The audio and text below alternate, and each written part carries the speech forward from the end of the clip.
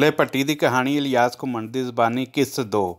ਆਓ ਅੱਜ ਇਹ ਸਮਝਣ ਦਾ ਯਤਨ ਕਰੀਏ ਕਿ ਉਹ ਕੀ ਕਾਰਨ ਸਨ ਜਿਨ੍ਹਾਂ ਕਰਕੇ ਏਡੇ ਵੱਡੇ ਹਿੰਦੁਸਤਾਨ ਦੇ ਸ਼ਹਿਨਸ਼ਾਹ ਜਲਾਲੁਦੀਨ ਅਕਬਰ ਨੇ ਸੰਦਲਬਾਰ ਦੇ ਭੱਟੀਆਂ ਨਾਲ ਇੰਜ ਵੈਰ ਕਮਾਇਆ ਕਿ ਉਹਨਾਂ ਦੀਆਂ 3 ਪੀੜ੍ਹੀਆਂ ਦੁੱਲੇ ਭੱਟੀ ਦੇ ਦਾਦੇ ਸੰਦਲ ਭੱਟੀ, ਬਾਪ ਫਰੀਦ ਭੱਟੀ ਅਤੇ ਫਿਰ ਦੁੱਲੇ ਭੱਟੀ ਨੂੰ ਸੂਲੀ ਚਾੜ ਕੇ ਹੀ ਸਾਹ ਲਿਆ।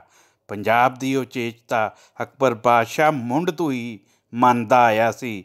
14 ਸਾਲ ਦੀ ਉਮਰੇ ਉਹ ਇੱਥੇ ਹੀ ਇੱਕ ਮੱਲ ਮਾਰਨ ਦੀ ਮੁਹਿੰਮ 'ਤੇ ਆਇਆ ਹੋਇਆ ਸੀ ਜਦ ਉਹਨੂੰ ਆਪਣੇ ਬਾਪ ਬਾਦਸ਼ਾਹ ਨਸੀਰਉਦੀਨ ਹਮਾਯੂੰ ਦੇ ਮਰਨ ਦੀ ਸੂਹ ਮਿਲੀ ਅਤੇ ਉਹਦੇ ਸਿਖਲਾਵੇ ਬੈਰਮ ਖਾਨ ਨੇ ਗੁਰਦਾਸਪੁਰ ਪੰਜਾਬ ਦੇ ਇਲਾਕੇ ਕਲਾਨੌਰ ਵਿੱਚ ਰੜੇ ਪੇੜ ਵਿੱਚ ਇੱਟਾਂ ਦਾ ਆਰਜ਼ੀ ਚਬੂਤਰਾ ਬਣਾ ਕੇ ਉਹਨੂੰ ਸ਼ਾਹੀ ਤਖ਼ਤ ਮਿਥਿਆ ਅਤੇ ਉਹਦੇ ਉੱਤੇ ਹੀ 14 ਵਰ੍ਹਿਆਂ ਦੇ ਮੁੰਡੇ ਅਕਬਰ ਨੂੰ ਬਹਾ ਕੇ ਹਿੰਦੁਸਤਾਨ ਦੇ ਬਾਦਸ਼ਾਹ ਹੋਣ ਦਾ ਹੌਕਾ ਦੇ ਦਿੱਤਾ। ਆਪਣੀ ਅੱਧੀ ਸਦੀ ਦੇ ਨੇੜੇ ਸ਼ਹਿਨਸ਼ਾਹੀਅਤ ਵਿਚਕਾਰ ਅਕਬਰ ਬਾਦਸ਼ਾਹ ਪੰਜਾਬ ਦੇ ਹਰ ਵੱਡੇ ਮਾਮਲੇ ਨੂੰ ਸਿੱਧੇ ਤੌਰ ਆਪਣੇ ਹੱਥੀਂ ਨਿਬੇੜਨ ਨੂੰ ਹੀ ਚੰਗਾ ਜਾਣਦਾ ਰਿਹਾ।